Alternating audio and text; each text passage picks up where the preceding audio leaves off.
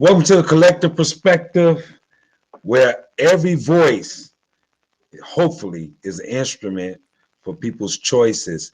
We have one job and one job to do only, and we have four people that it need to be done with, and that's everybody, somebody, nobody, and anybody. And with that, this is a coalition roll call. So tell me who is somebody.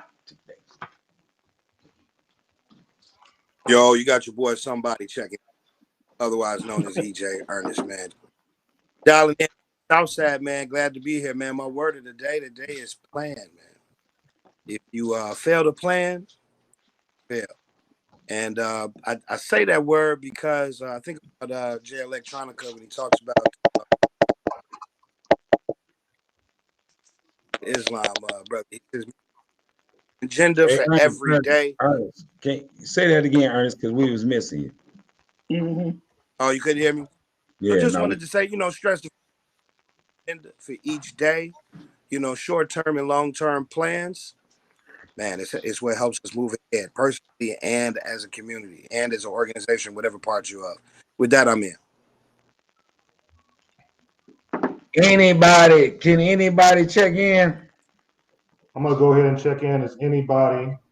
Just really quickly, just really simply, anybody can make a difference. A lot of times we're looking for somebody and waiting around. We'll see a problem in our community and say, who's gonna change this? Who's going to make, who's gonna do what needs to be done? And the answer is anybody can do that. My word for the day is evolution. If I don't care where you are in your life right now, today, you should be doing, if you look at your life a year ago, 10 years ago, if you're doing the same thing, you have not evolved.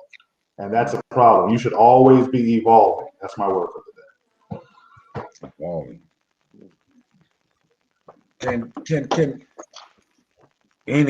Can somebody else check in? More Spices, check in. All right, Morris Spicer checking in. My word of the day would be evaluation, self-evaluation. You always want to evaluate yourself and see where you are. Just to piggyback kind of off what EJ and Dave said, you want to evaluate, see where you are in life right now, and if some things that you recognize yourself needs to be changed, you should do those things. So self-evaluation would be my word of the day. Hassan, check in, bro. All right, my word. This is Hassan checking in. My word of the day is inspire. We should all aspire to inspire somebody, whether that's somebody in our home, a close loved one, someone we don't know. You never know when you're inspiring somebody just by something. Just even on this show today, whoever's listening, you never know who we might inspire.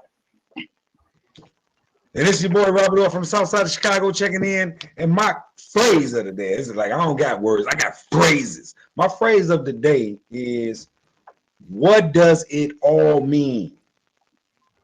Everything we doing, every platform we go on, what does it all mean? We got the intent, we got the heart to do something different. What does it mean?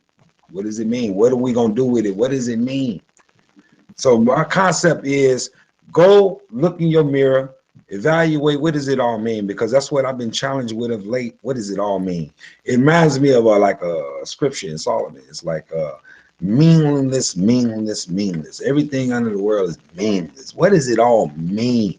And I really mean that from my heart. I want us to evaluate that. So welcome to the Collective Perspective program. We got some fantastic authors in the build, authors of the book Souls for Sale. This is a fantastic book. This is my second time going through the book. This is a fantastic book in the sense of the perspective in which the authors tried to capture something that they saw that was going on in the community, the impact that it had in the community. And today we're going to dissect that. We're going to dissect that. First, I want to send a shout out to my man, Vince Watkins, for checking in from Arizona. Vince Watkins is a very positive brother. Maybe y'all do that link, More Spice, Hassan, y'all do a link with Vincent Watkins. Y'all can do something fantastic together. But the concept today is, I want us to capture, without giving up all of the details of the Souls for Sale, we want to capture, because we want you to support the book, but we want to capture from the minds of the authors the intent and the purpose of why they co-authored a book. And so we're going to start there with More Spicer, Hassan, whichever one of y'all want to go first, however y'all courtesies work. Tell how y'all met, how y'all co-authored this book, and what was the purpose and the reason and the intent behind it that made y'all say, man, you know what, man, I'm gonna find my man, I'm gonna get back with him, man. We gonna write a book because that's strange to our culture that two men jump together. Like, man, we gonna write a book together, bro. That ain't like natural nature. So I want y'all to explain that part real quick. I'll let you take it, Slug. Go ahead. All right, man. Well, I have a master's in social work, and during my time at Chicago State, while I was earning my social work degree, I was you have to do it's similar to a thesis, but it's not a thesis. It's a capstone project, and the capstone project it's an in-depth research paper, and my research paper was titled "The Crack Cocaine Epidemic and Its Impact on the Black Community." And at the same time, I was working with adults who suffered with substance abuse and mental health issues. And there was a counselor who started working with me, and he had just started working there, man. And he would walk around the agency with this flat effect. You know what I mean? It was kind of like you can tell he didn't want to be there. And one time I pulled him to my office and I said, "Hey, bro, you're a counselor. You know what I'm saying? You're not one of the clients, man. We need you to perk up a little bit and act like you want to be here." And I kind of asked him what was going on. And he had been he had been a Foot Locker manager for 20 plus years. And he made real good money based off commission, based off his salary base, based off his tenure. And he was pretty much just let go, unexpectedly. And he ended up working in my agency. And if you know anything about counseling and psychology and things like that, we don't get paid a lot, so he took a major pay cut. So that was the reasoning behind his flat effect. He was having, and I'm not gonna say he was having problems at home, but when you take a pay cut, you start having problems kind of everywhere. You know what I'm saying? So after having a conversation with him about, his reasoning for his demeanor, then we started talking about some of the things he witnessed and some of the things he experienced during his years as a Foot Locker manager, how he went from store to store, where these stores was located, some of the loyalty he had, not only for his customers, but for Foot Locker as a whole. And when I say that, those were the times where, Jordans come out, people were getting killed over Jordans, the lines was extra, extra long, the people was asking them to hold Jordans for him. And this is from his own mouth. People would give him money just to hold the sneakers. And he Really? witnessed. Say that again. Not really. Okay. Yeah. So it's just so much he saw during this time because it was the height of the crack cocaine epidemic. It was the height of the Jordans, Nikes, and Adidas and everything. So we started kind of going in depth about that. And this was kind of coincide with me doing my paper. And I ended up meeting Hassan at a dinner party of one of my fraternity brothers. And my fraternity brothers was putting on music that Hassan had written, and Hassan got songs on American Pie soundtrack. He's written books before and things like that. So I was like, wow, that's interesting, man, because I'm having these thoughts in my mind, and I meet this guy. And I end up reaching out to my fraternity brother, like, "Hey man, I need your boy number." And I called Hassan. I told him what I was thinking about doing, and he said, "Man, I'm on board. Let's do it." And from at that point, man, we would meet in my basement.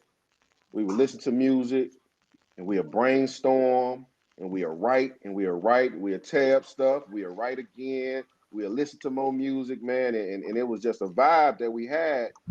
And we started interviewing all these different individuals that played a major role during the crack cocaine epidemic. Hmm. And Souls for Sale is what you end up getting, And Wow. right now we are in 6 or 7 schools. We independent. We didn't go with the publishing company. We didn't beg anybody to help us. It was just to a point like, man, we know we have something great. We just gonna push it ourselves, man. And we got our own website. We allowed you know, we allow educators to read it to give us just to give us you know, some constructive criticism. You know, let us know if there was some things that we should change. There was some things that they wasn't really vibing with. And when they got the book, man, we really, and I'm not, you know, not to a point where I'm bragging, but man, we haven't had a lot of people that said, nah, this book is trash, or nah, this book don't make any sense, or nah, we know all this more. Why are you telling us this again?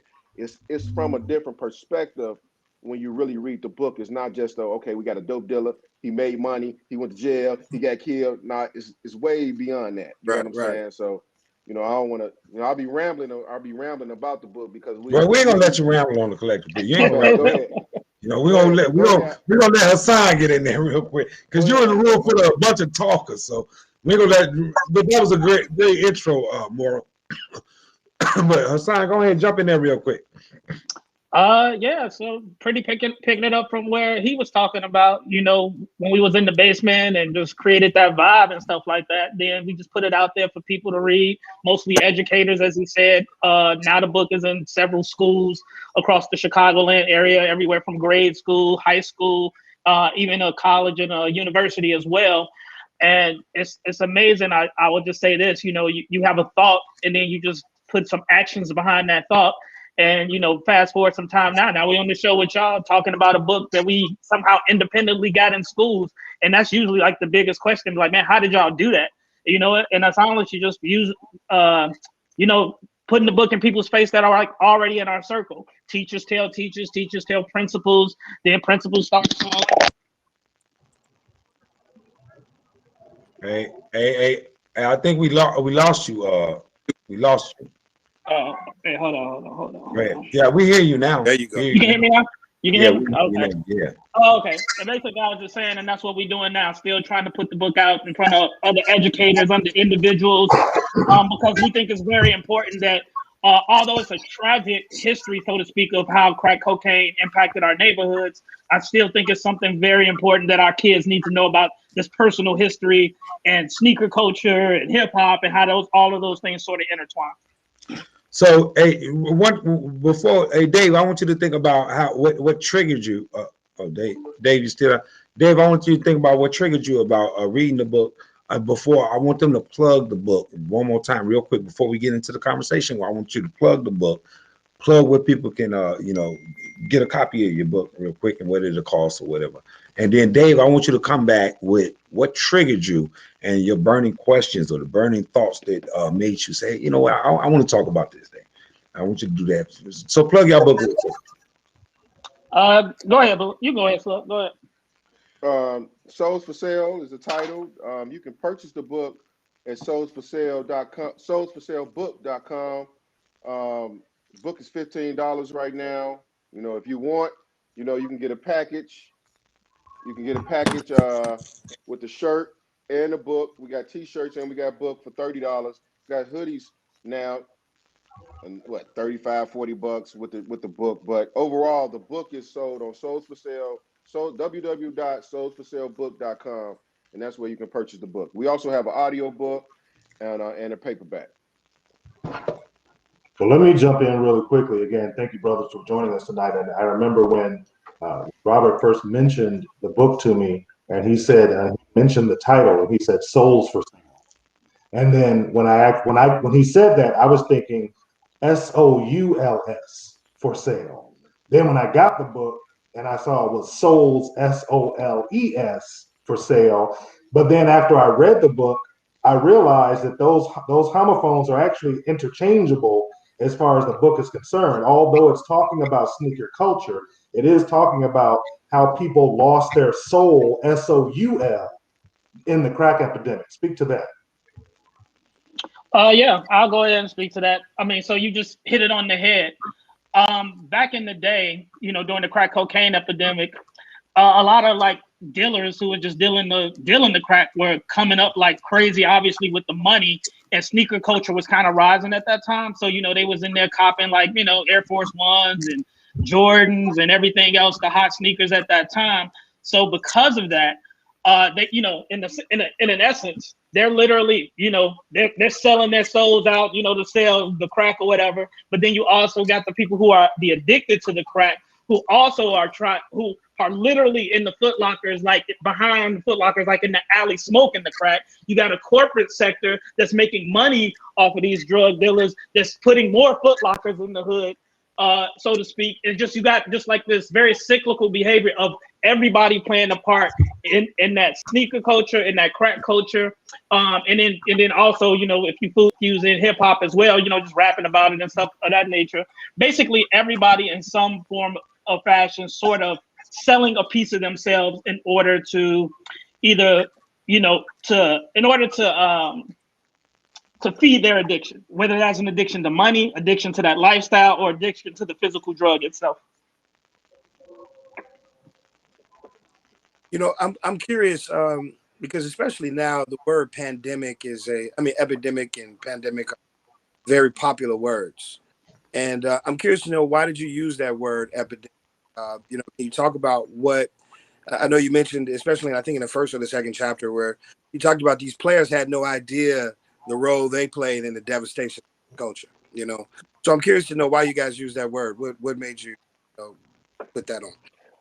Well, that was basically, you know, from doing my research, you know, they called it an epidemic. You know, they actually titled the crack cocaine epidemic when it comes to when you look back on it and look at the number of individuals that went to prison, when you look at the number of individuals that was killed, when you look at the number of the fatherless children that's out there, when you look at the number of people who suffer from substance abuse, you know, and the rise of substance abuse issues as well as mental health issues today, you know, all that, a lot of that stemmed from that crack cocaine epidemic, and that's why they called it an epidemic. So, because so much took place around the crack cocaine, the drug crack cocaine, and you're talking from the 80s all the way up until, you know, early 2000s, late 90s.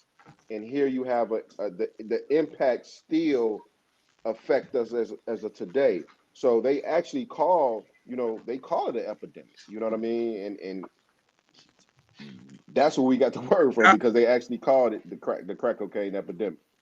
I want to ask a question. I want to throw a question in here, because what you stated is, I want to really get the conversation moving, so to speak. Violence.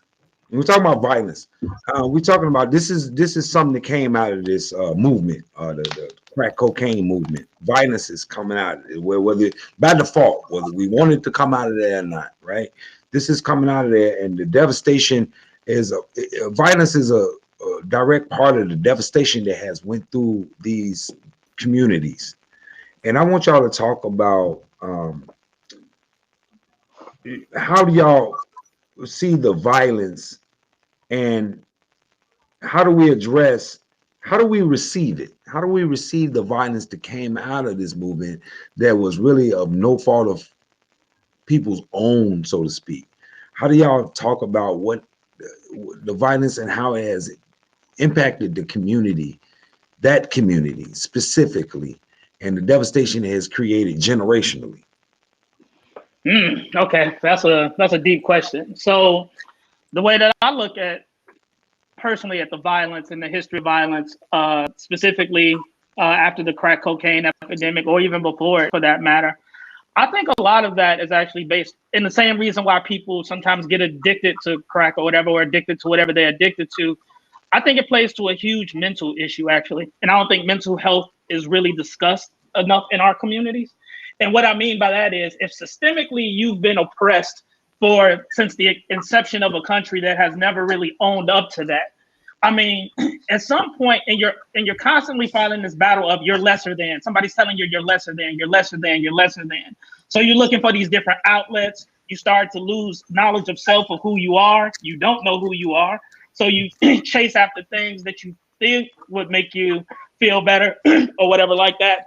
And then also when we start passing like these mental issues down, like from our parents, from their grandparents, and we don't even see them as mental issues and things of that nature, that's how the stuff grows. And then if you throw something like crack into the field, when a community that's already dealing with mental health issues, and it's not just the Black community that suffers from that, it's just different people. I think, I'm just gonna be honest, I think white supremacy is a mental issue. It's like a huge inferiority complex disguised as supremacy, right?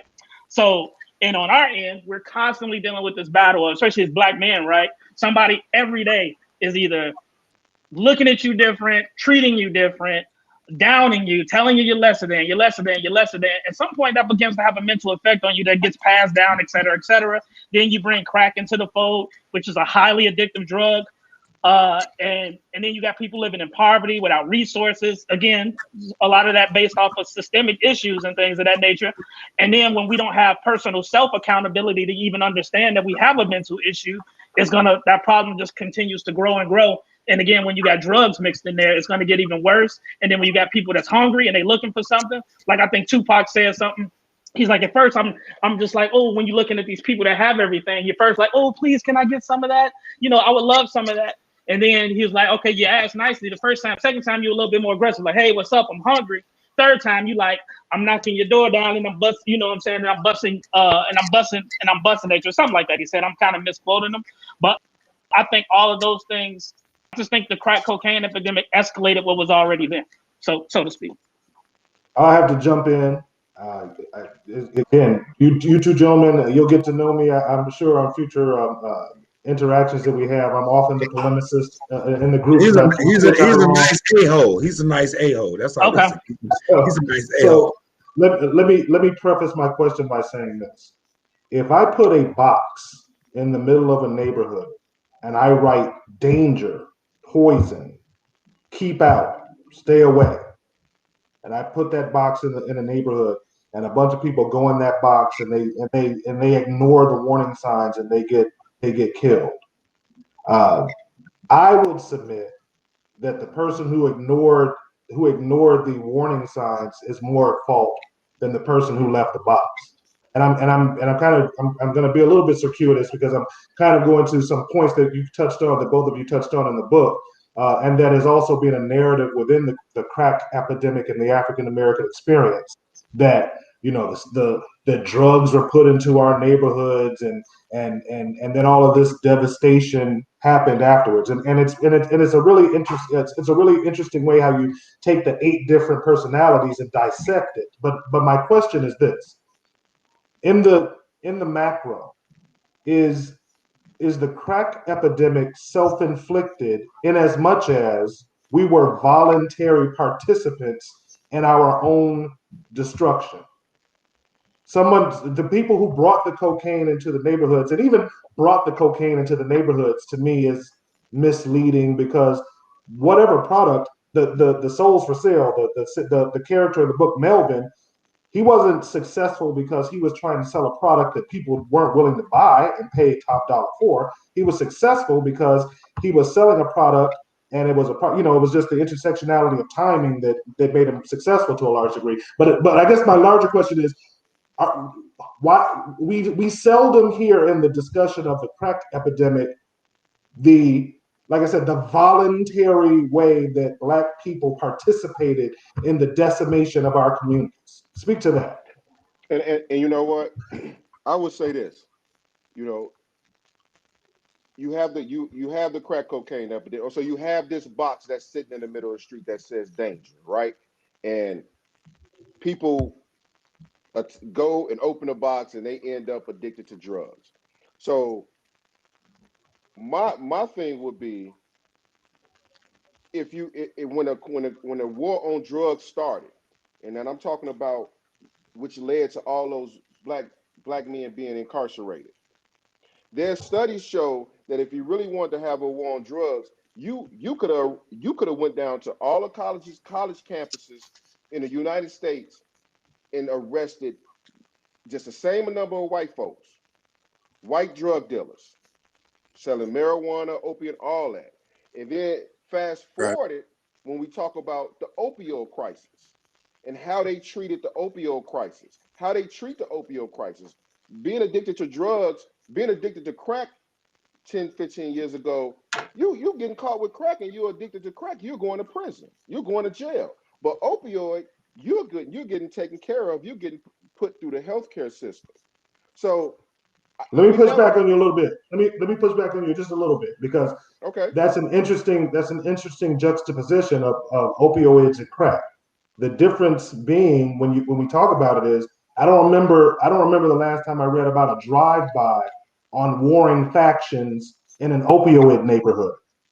I don't remember. I've never heard of a kid in a neighborhood getting caught in the crossfire of two rival gangs who were trying to take over this corner so that one of them could sell opioids and another one was trying to break into their territory.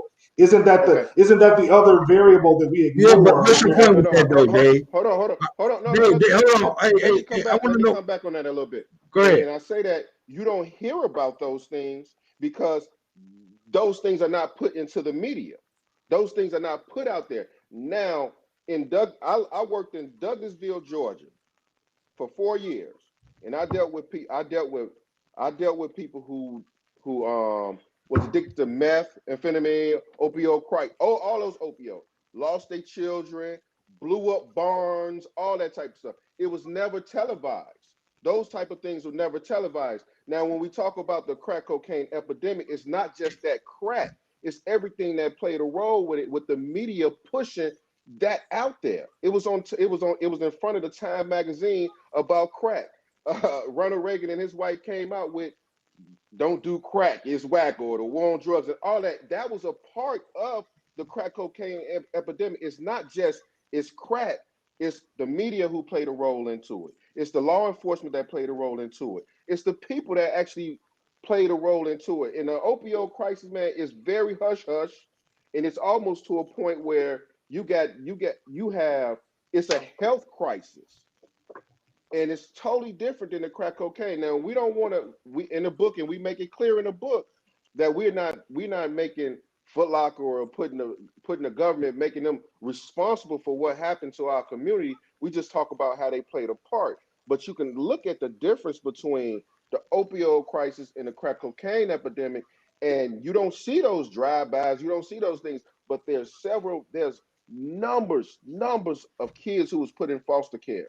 There's numbers of barns or when they make the meth, houses blew up. There's so much stuff going on in these rural areas that we don't hear about. And these are things that I witnessed. I was a counselor in Douglasville and Austell, Georgia, and I dealt with these same type of the grandparents taking the kids, going to the foster homes and dealing with these kids. And these was people who was addicted to methamphetamine and the opioid crisis. EJ, go ahead. And then there was different types of violence that comes out of different, drug usage in different cultures. And obviously, because people have different resources. Urban communities is just different. You have access to different resources in rural areas. I mean, how you gonna do a drive-by, really? You know what I mean? So like the resources are just different. We just see different types of violence.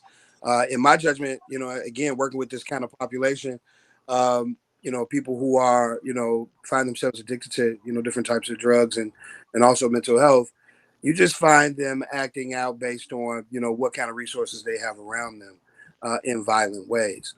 That's just my take on that.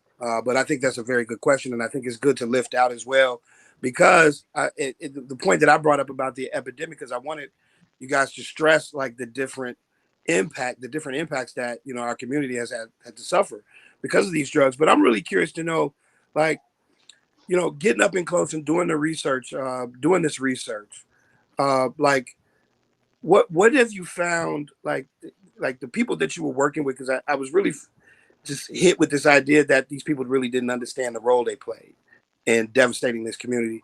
When you were interviewing these people, did they have any empathy, any kind of reflection of like, yeah, I played a part in that, the guy that's selling the shoes, what was their reflection? What was the, where have they evolved to at this particular point? Hey, EJ, hold on one second before you touch on that. I mean, I promise you, AJ, we're gonna come right back to that. But Dave, I don't want your point to get missed, because you kind of put a philosophy out there. And I want you to touch on this philosophy because you put it out there big and I heard it, right? So the point you were making about, I want to ask you a question directly, Dave, because I want to see where you was going with this. The power of capitalism, right? Capitalism has a power, and it has an enticing appetite to capitalism that make you make choices. because that's what the concept you said, Dave. You was talking about choices, right?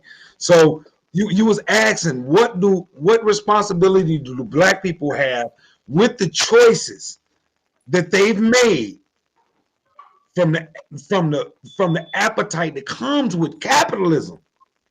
Because that, to me, that's what you were asking, right? So I just want you to touch on it and tell me if I'm wrong or right, or if I'm in the same ballpark and the same playing field with you. No, I think that the book is an excellent example of a didactic examination of the crack epidemic. That said, the morality of that didactic examination, I think when we look at crack, is that we ascribe all of these causal and exterior externalities that cause the crack epidemic, but we never talk about the moral bankruptcy that existed within our community that made us susceptible to crack, the materialism. Because that's really what the book is about. The book is about materialism. It's about, when I look at those 8 characters that you were talking about, the most sagacious character was Linda. She was the girlfriend who, she never used the drugs. She was involved in helping build up this drug dealer, but then she got to the point where she had to come to this conclusion and say, I've got to remove myself from this situation because I'm putting myself and my family in danger. So that was the most interesting character to me, because again, when we look at these other characters, we tend to make them sympathetic as opposed to holding them accountable. Good point. Y'all want to speak to that, Hassan, more?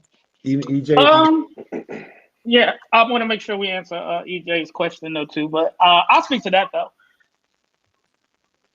I think, to answer your question, because I'm kind of going back to the box in the middle of the street, everybody plays a part, but I think we also mentioned in the book is one thing we're actually trying to point out. There is a self-accountability piece that at some point, I get it. Like, and remember I said earlier, it's a mental health issue. This is what I always say with people who have severe mental health issues, no matter what it is. It is okay to have a mental issue, but the problem comes in, or the lack of self-accountability comes in, when your mental issue starts to impact others in a negative way, meaning you're acting out outwardly where you're participating in whatever destruction you're participating in, because the accountability part is not even understand you might have a mental issue, not seeking out any sort of help.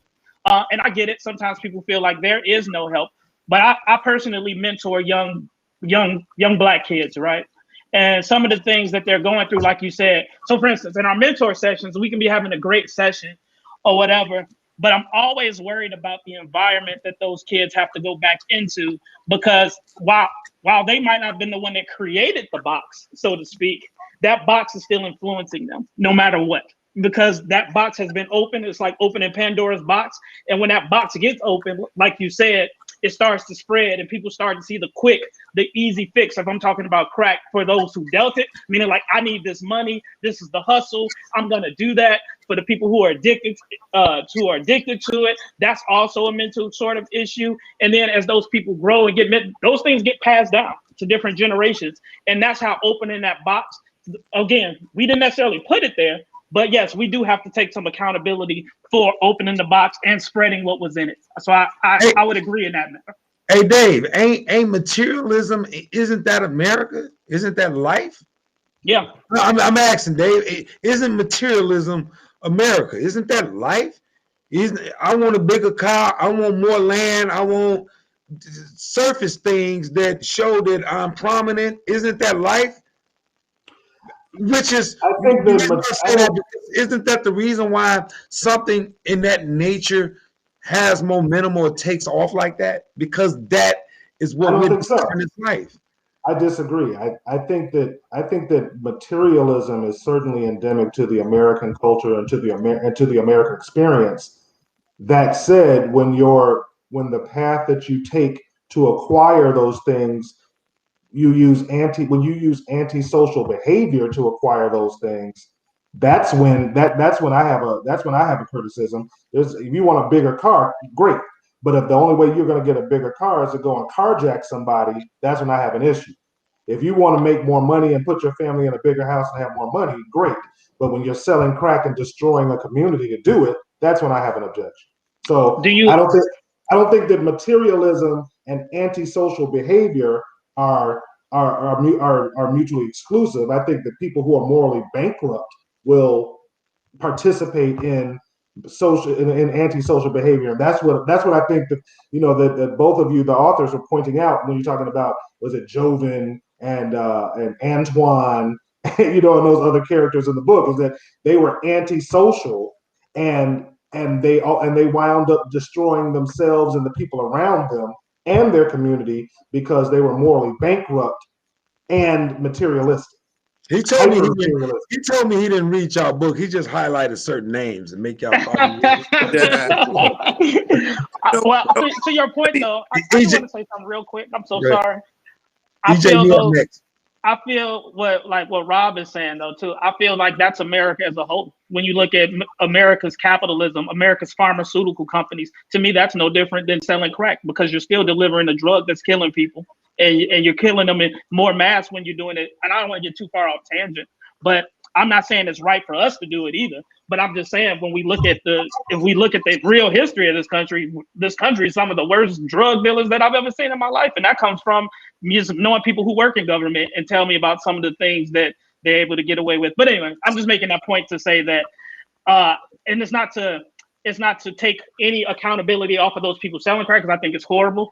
And I know, and I have family members personally impacted by it, that we're selling it, that we're addicted to it, every possible thing you can think of. So I'm not saying that they shouldn't be accountable, but that's pretty much our country. That's just what this country does, and that's just my opinion on that. But go ahead. EJ, the book, you We said can't hear you. standards of.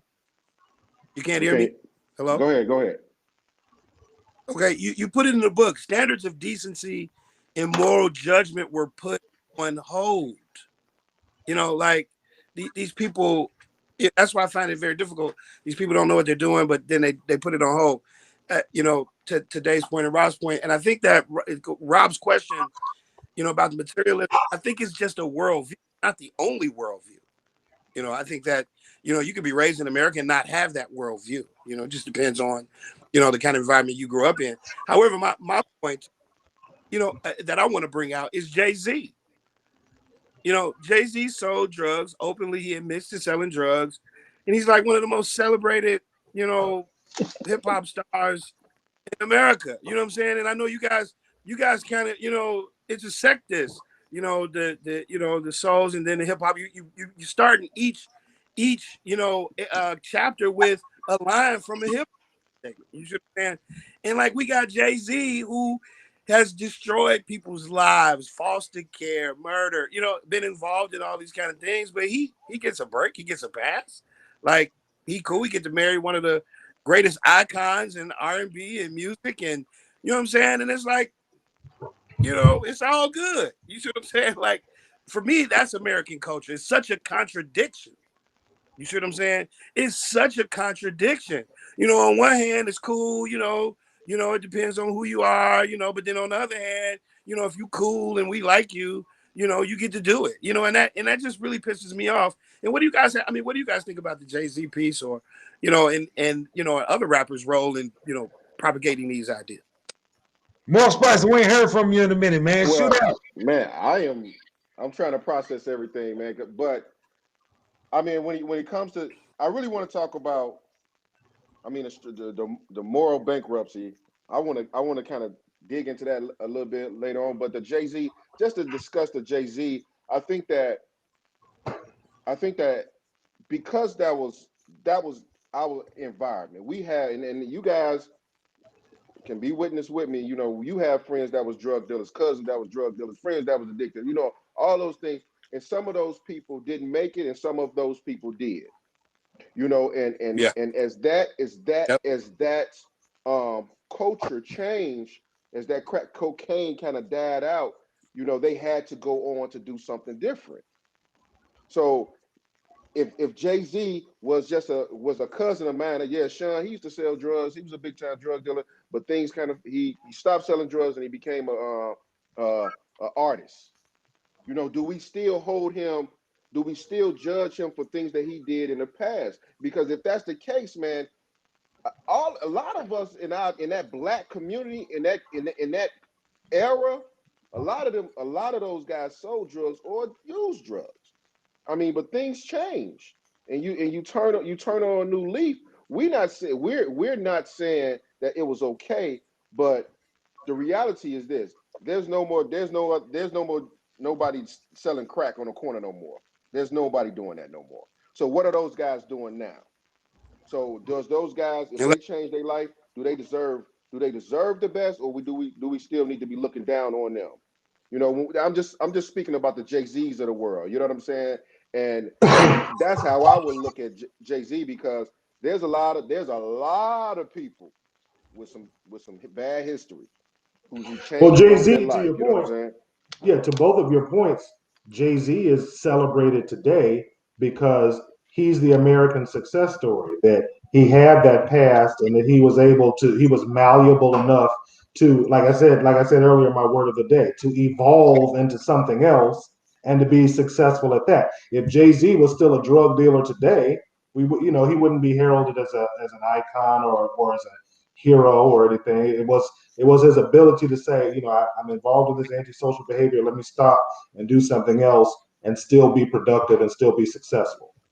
I want, hey Dave, I really want to have the core of where you're getting that point from within yourself, because it's a strong point. Every time I hear you talk, every time I listen to you, you talk about self accountability, and the reason why I want to hear that, because there's something in there that I totally agree with coming from you. But I think sometimes the way people, who black men who address that point directly get criticized for. Oh And yeah, I want to hear you just say, "The hell with it. Let me make this damn point. Just make the damn point all the way, so people can hear it." You know what I no, mean? no. I mean, what we're doing right now, that we have 5 black men having this conversation about a book that was written by 2 other black men, one of whom, has a master's degree from Chicago State. Everyone who's on this call right now, and the people who are watching us in the live stream, are all professionals. So I completely reject the whole, white people dumped crack cocaine in our neighborhoods, and they don't, I'm really weary of us not taking control of our own destinies, and when we find ourselves in less and in a set of circumstances that we didn't want to be in, the only thing we ever do, for the most part, and I don't want to say, I I never get say it. all or never, We get it. but for the most part, we always point our fingers, and we always attribute some externality to our conditions, and that just propagates this sense of this sense of powerlessness that I can understand. If you feel powerless, like Maura, you said earlier, if you feel like your self-worth and your self-esteem is dictated by somebody else, and people are telling you you're not going to amount to anything, you're not going to do anything, you might feel powerless enough to turn to crack cocaine. That's the one thing that can't be taken away from us, that we've given away. And that's why I said that we voluntarily succumbed to the conditions that created the crack epidemic, in my opinion. I used to think a long time, this is before I got married, of course, but I used to think a long time that, like, man, Sanaa Lathan, boy, I love me some Sanaa Lathan, boy. If I meet me some Sanaa Lathan, man, if she let me go, I'm going, you know what I mean? But but if she had a tattoo on her hip that said "AIDS live here," she is no longer my number one celebrity crush. You know what I mean? So my point is, based on the circumstances that, It, go ahead, EJ, go ahead. it, We can't hear you, man. We can't I hear was, you, EJ. Go ahead. man, I hate you. Can't hear me. Can you hear Go me ahead. now? Go ahead. Hello? Yeah. Okay. Yeah. So, for me, it doesn't look like that. It doesn't look like a box that says danger. You know what I mean? Like, I grew up, at Marcus Garvey Good School. point. I Good had point. a real close classmate whose uncle was a very influential drug dealer. This dude was driving a 1993 Lexus, in 8th grade. You see what I'm saying? He had all of the latest shoes. He had all of the clothes and everything. And he had all of the girls naturally. You see what I'm saying? And he had waves.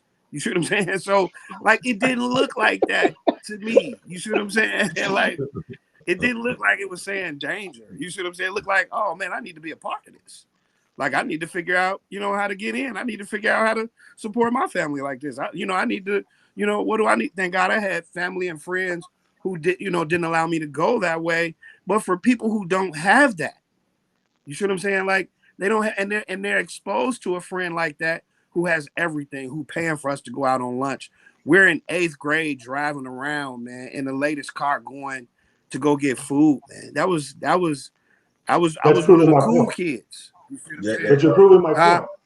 You're proving my point. No, you can talk about, again, you and I, we always contend on this moral bankruptcy, because again, when the guys be out here free such and such, free such and such, and again, I don't think everybody has the same moral consistency, and I think that there's some people who do put their morality on hold. However, but I've been exposed to people, and just in my judgment experience, they just don't think that what I think is right or good is right or good. And that's just my experience. But and again, I just want to use one data point that you put in the story that you just shared. You're 14 years old driving around in a car that you bought with drug money. It's illegal for you to drive at 14 years old. If you say that, oh, I want to be able to take care of my family like I see this drug dealer taking care of his family, at 14 years old, if someone has put into your head that you should be taking care of your family at 14 years old, that's a moral deficit, that at 14 years old you are accepting the mantle of a man.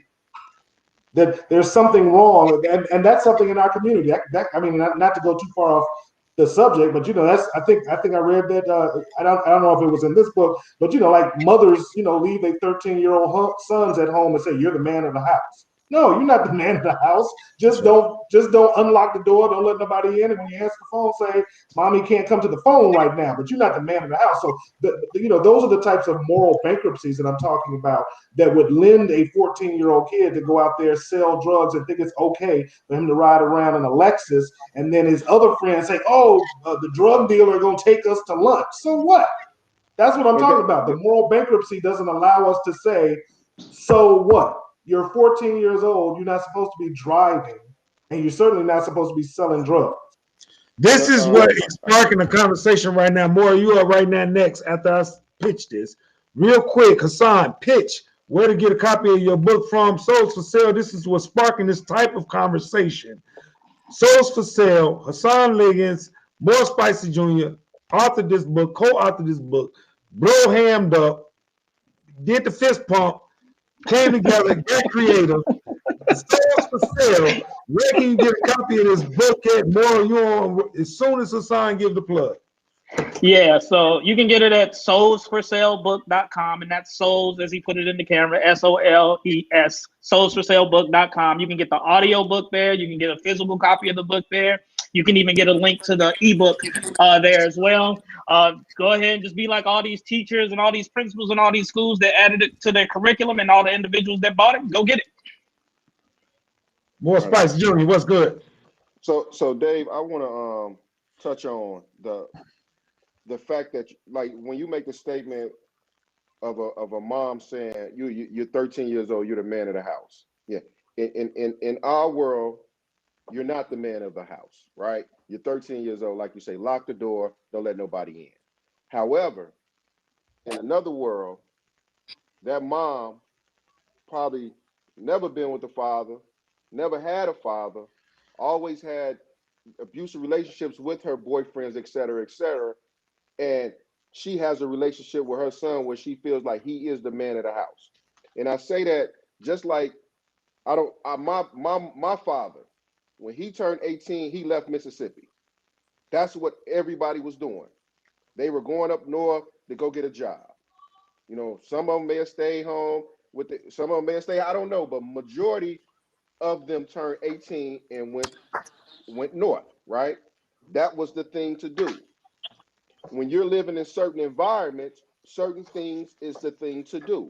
So the moral bankruptcy, yeah, that's true, but that's maybe one or two people who throw away their moral bankruptcy. The rest of the people is just following suit.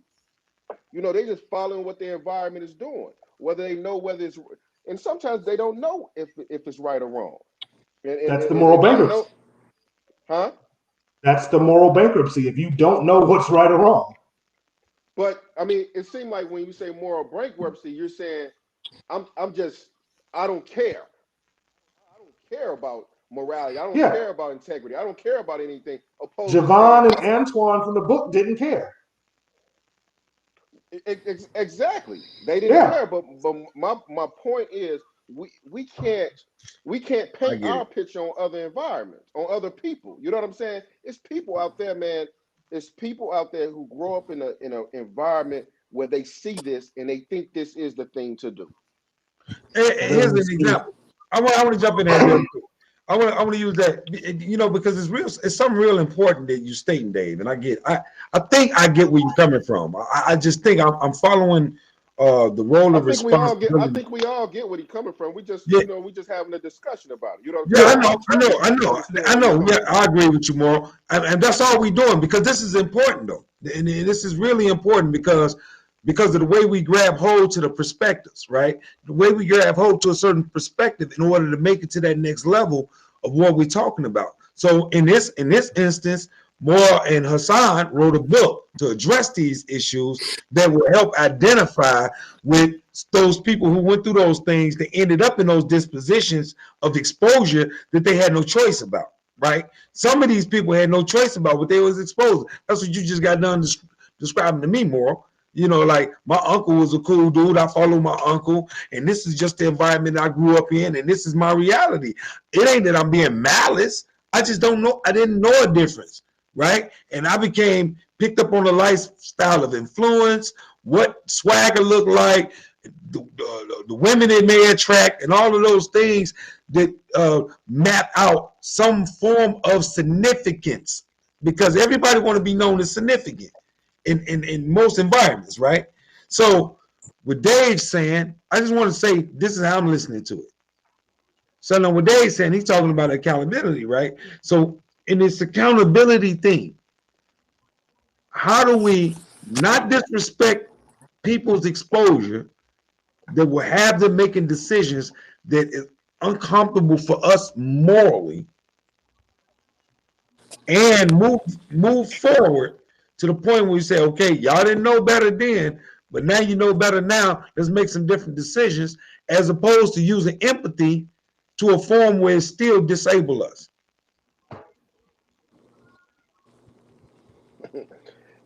Well, I think that, So oh man, that's tough, man. But I would say this, man. I'm going to agree. I'm going to agree with both EJ and Dave. I wish to a point when guys started selling drugs, they realized what they were doing wrong and they chose to teach and educate and not do it. I think we fall into a situation where, like you said about Jay-Z, we hold Jay-Z up there. And I was having this conversation about the gangster disciples and the black disciples and the 4CHs and things. When I was growing up in West Pullman Park, I saw guys selling drugs that had no business selling drugs because my neighborhood was mostly two-parent homes. Like you had no business doing that. So why are you doing that? And then I look at the old heads, maybe at the time they 25, 26, instead of those guys pulling those guys up on more positive, here we are 20 years later, a lot of those guys end up in prison, killing somebody, et cetera, et cetera. Now that right there, I feel like that was for a 25, 26-year-old man to recruit those kids as gangbangers. I think that's bull. I agree. That's that box in the middle, and that's a dangerous box. But it's a person in that box saying, come on, man, I got you. We can do this and we can do that. And you 25 years old. So I look at it like that, opposed to the crack cocaine when it was first introduced to the community, and they really didn't know what they was getting their hands on, and they thought they were smoking a joint or getting a little higher than a joint, and it took off like it took off.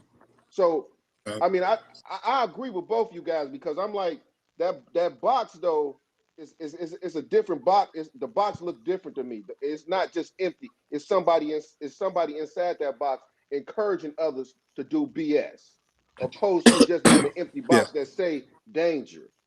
Because I mean, that's just me. I mean, that's just how I No, I feel hear about you. a certain situation. Oh yeah. No, a buddy of mine who was arrested in 8th grade and did 26 years. Okay. When he got out, he talked to me about how it's not enough for me to raise my kid. Right. He said, because my kid's friends can have, snatch them off the path. You see, and that was my friend for me who got locked up. We did it. We was on the phone playing Name That Tune, 6th, 7th grade, and the day before he got locked up. You see what I'm saying? He got locked up for murder. We was on the phone playing Name That Tune, bro. You see what I'm saying? Like, we were doing kid stuff, but yet at the same time, we were, I remember, hey man, let's go over to Ada Park, or let's go take this golf club and go do this. Hey, that's my guy, Jamie. You see what I'm saying? Even though I wasn't raised that way, even though I wasn't, like mentally prepared to do that, it was just because it was my guy. Let's go do it. And plus, I ain't want to be left out. You see, so again, that box, for me, it didn't look like, oh, danger, or, to some of my other friends, Marcus, who's locked up for life. You know what I'm saying? It didn't look like danger. It just looked like, hey, man, this is just what we do. This part of the culture. This is fun. You know what I'm saying? Like, we having fun. And that was what we thought we were doing. That's real though, EJ. That's real. I think that's real too. Like, I think that's I don't have no pushback to what you say, Dave, at all. Really, I understand what you're saying, but I do agree with EJ in a sense that, like, for a minute, man, that the presentation of what it looked like to be successful in that was just impressive, man. When you riding up in a classic 57 Chevy, you know what I mean? It's like you don't even know, you have no idea what they're doing yet. You don't even know what they're doing, and fatherlessness in those fatherlessness communities. And I say it's fatherlessness, but it's more impoverished. Classism. It's like a classism thing. When you don't have, you aspire to have. You want to have, to have and have not. You want to have. And so it's impressive. And so I don't agree with you. I don't disagree with you. I don't want to say that, but I do want you to, like, be real specific in what you think that black people should do to be more accountable specifically, without being impressed by exposure that they cannot help being exposed to. I mean, you don't have to go that far back in Black history in this country.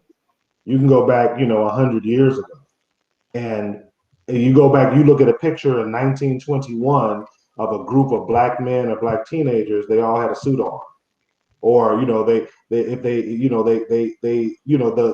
cumulative knowledge of the Black community 100 years ago in 1921 in an analog world was greater than it is in 2021 in a digital world where everybody has a phone and instant internet access. I'm just trying to draw the causality between there is. I think, to your point, EJ, I agree with you that we do live in a world of individual relativism where everybody says that they have their own definition of right and wrong, but it's that individual relativism morally that creates the Javons and the Antoines in the book, and that's why the book is so powerful. It is a didactic examination that when you finish reading this book, the conclusion that you should be coming to is, I'm not going to go down that antisocial path to success because it can be taken away. Nobody can come take away your degree. Nobody, you know what I'm saying? Nobody can come take away something that you acquired, and you did it the legal right way. And I think that's what when I use the phrase moral bankruptcy, I'm talking about how we have a generation of kids coming up now that all they care about is likes and views. And that's the same thing as, we have the same addiction today from this generation that we had. It's not crack today. It's the what's the chemical, the serotonin in the brain that gives you that high, or that dopamine that gives you the high in the brain when you get a like on something you just posted. So we're creating the next generation of addicted people. They're just addicted digitally, and that's even more dangerous because it never turns off. Yeah. So that same lack of moral compass still needs to be reestablished, so we don't create the next generation of junkies.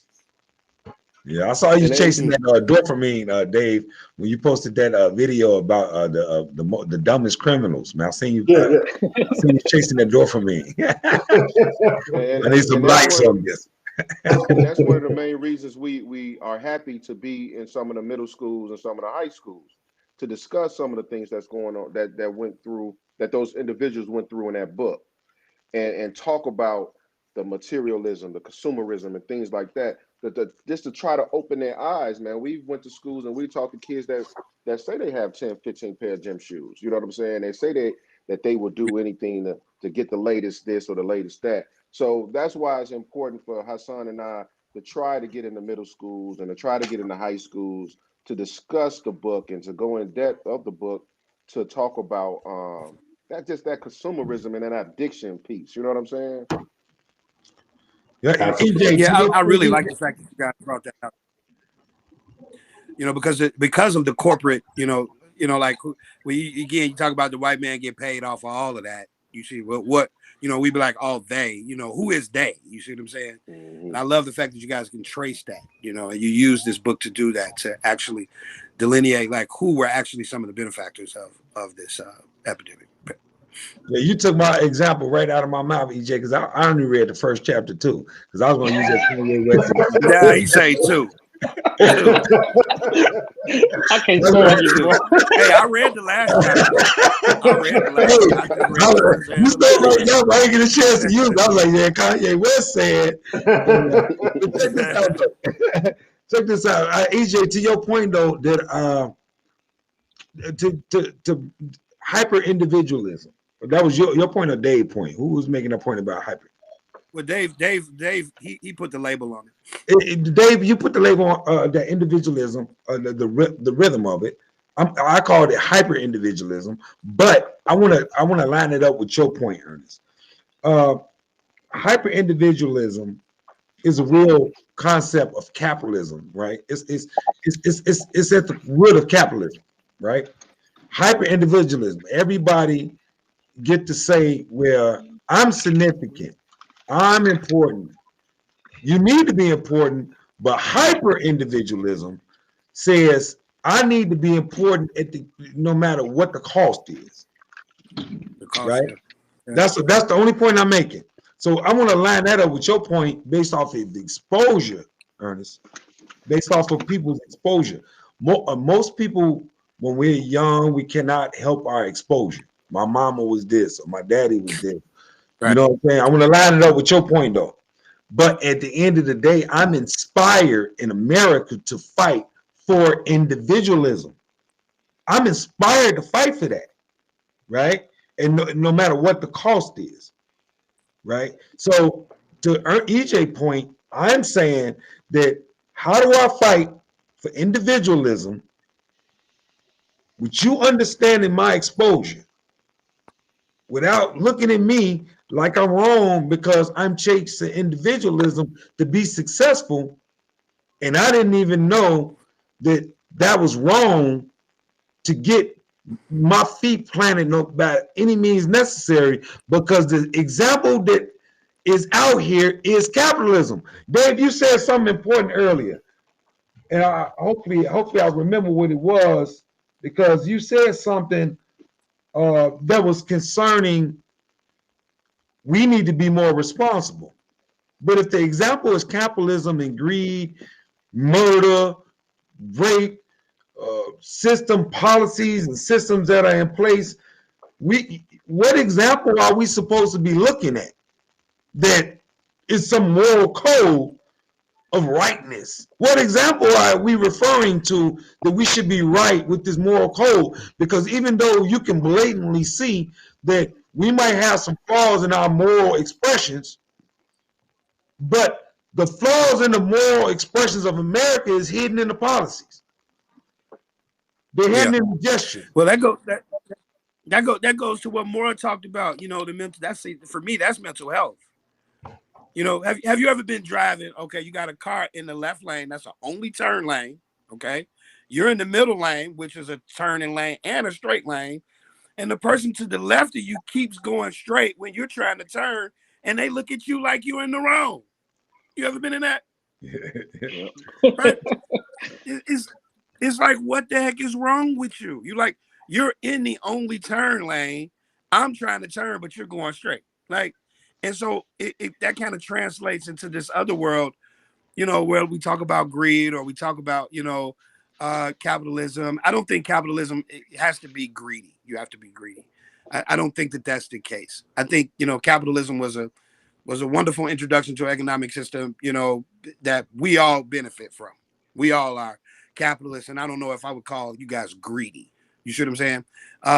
But I think that sometimes people want to go straight in a turning lane, and we trying to do what we do, and they interfere with us, and they're going to defend their way, which kind of goes back to this hyper individualism, where it's like, you went to driving school, you should know how to write what the signs on the road mean, right? But yet you don't do it. But yet you look at me like I'm crazy because I'm following the rules of the road. Again, I think that falls under mental health. That person crazy. You see what I'm saying? That's the only way I can explain that. They told me to invest in things that I use all the time. So I put $2,000 in stock in some chapstick. You know, he said, you know, the things that I use the most, he told me to invest in. And so, you know, I'm back. I'm on hyper individualism right now. Like, so I got my movement going on. So check this out. I want to go through. We got about 9 minutes left to our program for the night. So I wanted to briefly go through. Anybody can touch on this concept. But I want to go through the chapters, but I don't want you to go through the chapters, give away the book. So for sale, the authors so for sale, Hassan Liggins and Morris Spicer Jr. is in the house with us tonight, giving their in-depth thought process on the crack epidemic that happened in the 80s. And we're just touching on it in a sense, but I want to go through some of the chapters real quick. And I just want to go off the top of the head. Dave, Ernest, me, Hassan, whoever got something, let's just go. Chapters, first thing you think in your mind when it comes up. Number one, the manager. Anybody can jump in there, the manager. This is just off the top freestyle. We from the hood, we from the hip hop. We understand. Let's freestyle. Foot Locker. Yeah. That's where you picked up from it? No, I mean, well, you said the first thing that come to mind for me. Right. Go ahead. You know. Go ahead, more. The manager, the plug. He the plug. Yeah. Yeah, Dave. He the plug. He was the quintessential businessman. Hey, come in here. He can give me the cash. I don't care if it's got blood on it, cocaine on it, whatever. Just as long as the bank take it, I'm good. That's all right. What you got, bro? I would just say moral dilemma, because he was making a lot of money, but in the back of his mind, he was thinking about doing something wrong. At some point, he did get to that understanding. So that's that moral dilemma. What's more important, feeding my personal family, or am I feeding this epidemic at the same time because of my success? He was the neighborhood listener. I just think he was a neighborhood listener. He had to listen. He had to hear it all. The dope man.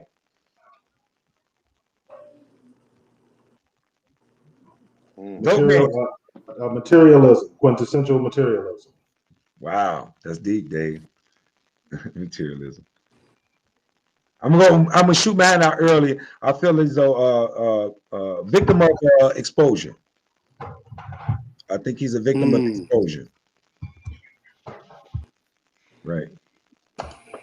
Yeah, it may, again, for me, just a personal reflection is NWA, man.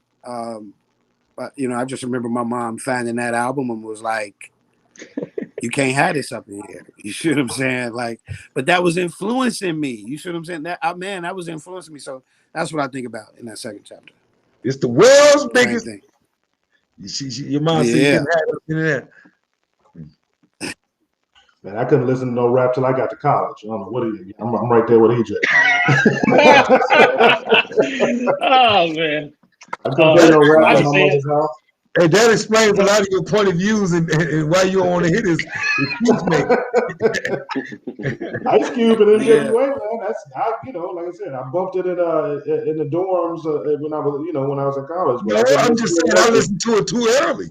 I listened to it before college. That's Nah, yeah, the yeah, that's good. That's good. Tom, what you got? Dope man. Powerful influencer, but with the wrong in the wrong direction. That's all I got. Junior Mora. I'm gonna throw a word out there, man. Everybody may not agree with, but I'm gonna say follower. Wow. Yeah, I'm gonna Good say point. follower, Why man. you say I that? feel That's like, good. we often hear, I had to feed my family, or I sold drugs to feed my family. Yeah, but once you start getting Jordans and you start buying cars, you no longer doing it to feed your family. You following likes. We'll go with the likes. We're following likes and following just that status quo. You know what I'm saying? So once you get past the point that I got to feed my family, I think you following. I think you trying to chase likes. You know what I'm saying? So that's what I say. Hey man, we're down to 5 minutes. I'm gonna just jump on Officer Pete and just say that was a really interesting question at the end of that chapter that asked, did the crack epidemic change the way the police sees our community? I think that's an interesting question. I'm still pondering that. I don't know. I'm inclined to say yes, but I'm still chewing on that. Yeah. Like Dave said, we down to 5 minutes, so everybody can't respond to this. So the first one, just like Family Feud, the first one got something on it, we're gonna go with that. 5 minutes. We gotta go ahead and do a hard stop at 5 minutes. Where we at? The Backbone. Round the way, girl. The Family. Family Guy. Tragic. Yes. Yeah, that's gonna be my word. Tragic. That's tragedy, man. Yeah. The Product. Never get high on your own supply. There you go with some rap lyrics. There you go with some rap lyrics. There you go. Out of blue. That's funny. I'm gonna say O'Shea Jackson. No, that's a nice kid. Penitentiary chance. Penitentiary chance. Yeah. Corporate Streets. Ooh. How it really is, I don't know. Yeah, applicable to opportunity. Okay, I'm gonna respond to that. I mean, emulation. Every emulation, everything emulates something. And it's whether it's good or bad, whether it's morally, it's just everything is emulated. That's just my point. That's following, like Mora said. That's following. It's following. Moving on. 2 minutes left. Anybody got something on moving on? Let's go. Moving on. I'll say this one. I think Dave brought this up earlier. In the moving on chapter, the most intriguing character to me is Linda in this whole book. Because this is somebody, again, like he said, who didn't do the drugs. She built the empire, got completely away for it. But today, right now in real time, is still dating a drug dealer, or at least the last time we spoke to her. And that to me is so, that when you say something that's deep in your mind and your mental spirit, it's like intriguing and it's something you latching on to that you can't let go. She's the most interesting person in this whole book. So her moving on story, without giving away too much, is the most intriguing to me. Indeed. 2 minutes. Moving on. Let's go. Check it out. My name is David Seaton. It's a pleasure meeting both of you gentlemen tonight. Interesting read. You can check me out on the Buchanan and Seaton show on Friday nights on WVON 1690 AM from 9 p.m. to midnight on every first Monday of the month. You can check me out on Word Television. That's wordtv.com out of Philadelphia. Follow me on Twitter, David A. Seaton, and also follow my blog, Seaton Speaks, SEATON Speaks.com. Any medium that you want to interact with, whether you like to read, you like to do podcasts, you like to watch videos, got content in every medium that you like, so check that out. And again, thanks for joining us tonight, John. More Our spice, pleasure. go Thank you, guys. Indeed. ahead. More, go ahead. Yes, All more right, Hassan, man. thank you for adding this this commentary to adding this piece to the commentary on crack. You know, the perspective was definitely unique. So I really appreciated what I found in it. This is your boy Ernest, Pastor Ernest. You can find me at Ernest Sense Instagram. You can also find me at Ernest L. Johnson on Facebook, Pastor Storehouse Community Fellowship Church. And with that, I'm out. More spice. Plug the book. Where can you read the book? Plug yourself. Go ahead. Morrow Spicer, man, co-author of Soul for Sale. www.soulforsalebook.com. You can reach out. You can reach out to us. You can go online and purchase the book. Thank you guys for having us on. We love just having a conversation and discussion, man. It's never a disagreement. It's just discussion. So I definitely appreciate you guys having us on, man. And I'm out. Hey, man, I appreciate y'all coming on. Hassan Liggins, man. My man, More Spicy Jr. Authors of Soul for Sale. He just told you where to get the copy from. My man, David Seaton. My man, EJ Ernest Johnson. I am Robert Lee Orr Jr. Collective Perspective. I don't even know why I'm getting hype. I'm just from the hood. That's just where to go down. Anyway, thanks for looking for Collective Perspectives every Sunday, 7 o'clock. Deuces. Peace. Peace. Appreciate